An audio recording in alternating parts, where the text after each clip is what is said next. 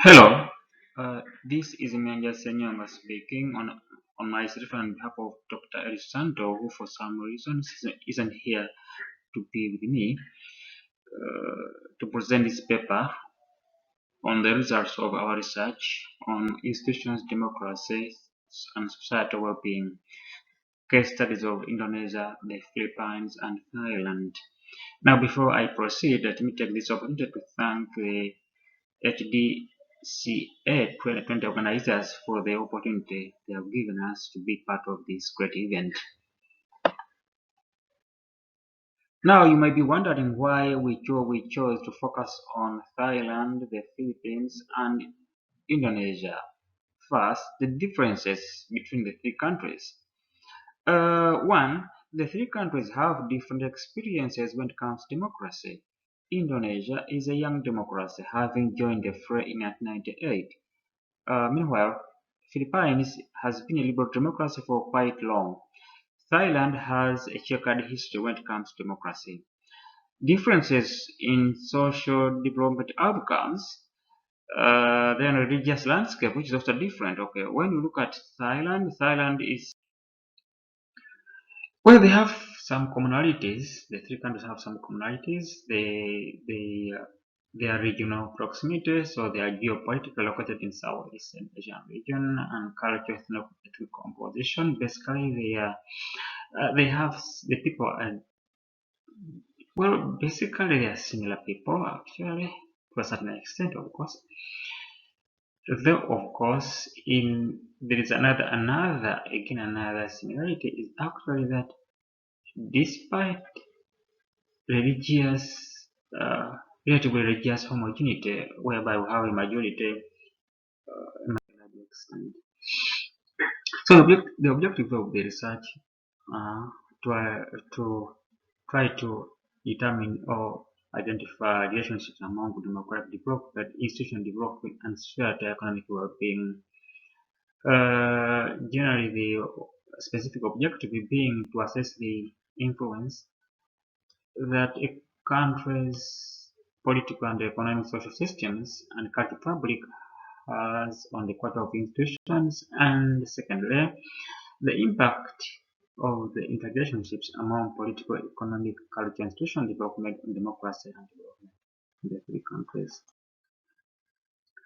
And methods we used this mixed research methods. So it means we used um, primary and secondary data or qualitative and quantitative data collection techniques, including interviews, data collection, desktop.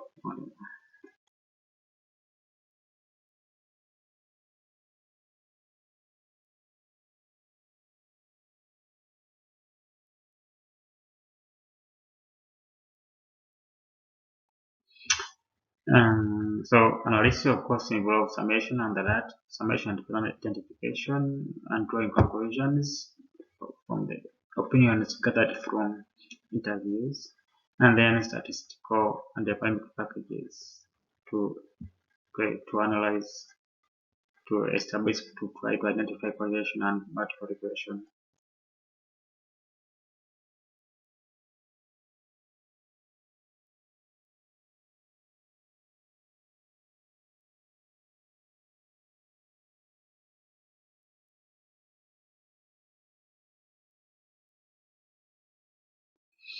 So the findings, okay, are interesting.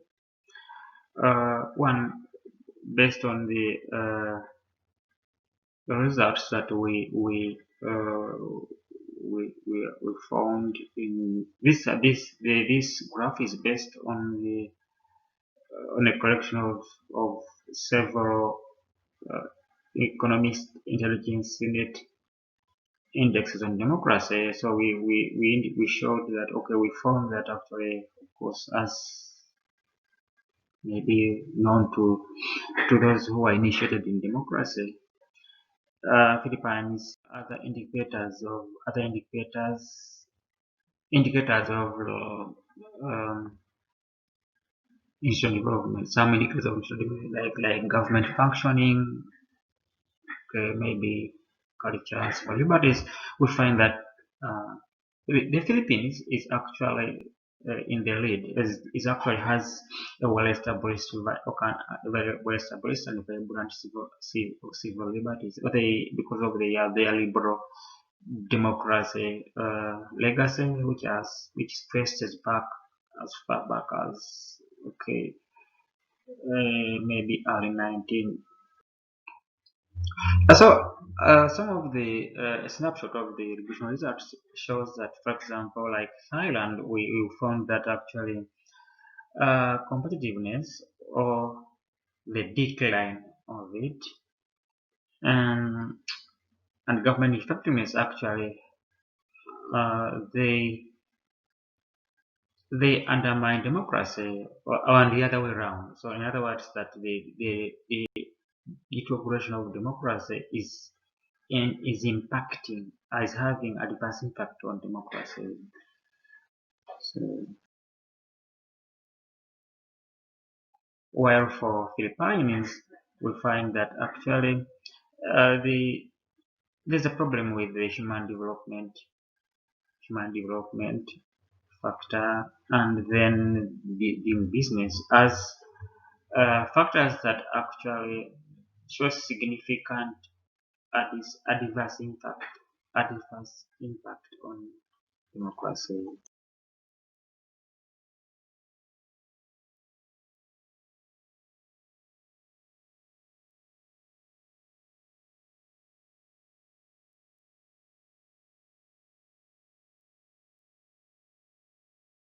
For Indonesia, the same more or less similar to Philippines, we found that human development and doing business are having adverse effect on democracy.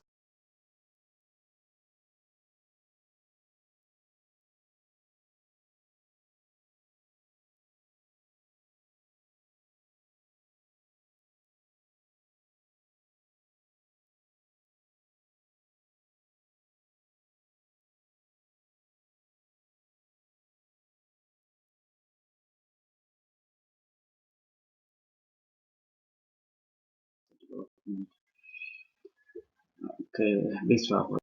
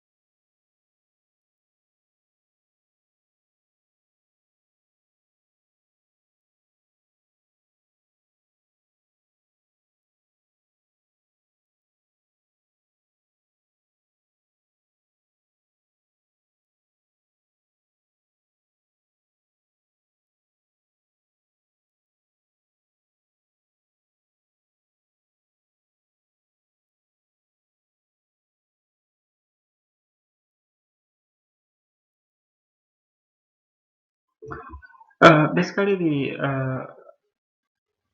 this is actually a summary of the development in institutional development as far as Indonesia is concerned. So we looked at, for example, the colonial economy, the effect of the colonial economy, how the Dutch come in, pursuing, for example, cheap and forced labor, basically focusing on the production of materials and supporting processing and manufacturing in Netherlands, but doing little to develop Indonesia in all sectors, whether health, education, infrastructure. So we have learning infrastructure and other institutions that actually follow the export and export. Um, so the challenges actually in Indonesia, we can say the political apathy as democracy is failing to tackle some of the key problems that for the man on the street. And then the political diversity and opportunism at the center and local government is influencing is influencing behavior of electorates. So they also becoming so as politicians become apathy and opportunistic. There was the electors are also following so patronage and politics of identity, children the poor. While the Philippines, the social indicate factors of institutional democracy and social development, they point towards like, well, we have a very strong development of politics and liberal democracy. But unfortunately, the liberal democracy development actually superseded, okay, they trumped the development of national capacity building. So as far as liberal democracy is advanced, so we don't, it doesn't matter. So the overemphasis on liberal democracy is actually seen as a problem. So emerging challenges is that, of course, entrenched cronyism and vested interest policy making. So neo-patriarchal political system, the policy implementation depends on whether the powerful can support it. So we see a regional economic disparity. An example being the zone and other regions. Zones very developed and compared to other regions. So we have regulatory uncertainty and political economic uncertainty because actually policy changes depending on the change of government. When the change of government takes place, so uncertainty reigns supreme, and that affects, of course, investment. Uh, Thailand, we see a country that actually developed has very deep-seated developmentalism, starting from as far as 1851, 1862, and during King Mangkrat. So the development in Thailand has been really spearheaded by the government, by those in power, those in authority, starting with the kings and then different successive military regimes. So we see that there are politics and democracy. The challenges in Thailand is dominance of the military establishment, of course, weak political culture development, regional economic disparity between urban and rural areas. So patronage remains a problem. Disparity and development, of course, which has led to really different, almost different welfare or different standard of living for those who live in urban areas, especially Bangkok and other and rural areas. Education access between those who are privileged and those who are not, and even the quality of teachers and learning environment is disparate between those. The conclusion here is that actually rule of law, political stability, and absence of violence, human development index, and competitive and control of corruption have a positive and strong association with government effectiveness, which is here proxies institutional quality. So for Indonesia, underperformance on human development is undermining democracy. For Philippines, underperformance on human development and doing business is undermining democracy. Thailand, competitiveness and government effectiveness actually are having an adverse impact on democracy and the other way around. In other words, like democracy or the integration of it is having adverse effect on competitiveness and government effectiveness. So in general, political settlement is influenced by additional power within heterogeneous social cultural setup, shaped the nature and fight of social, economic, and constitutions that evolve. Opportunism, patronage, and identity politics are common obstacles in Indonesia, Philippines, and Thailand.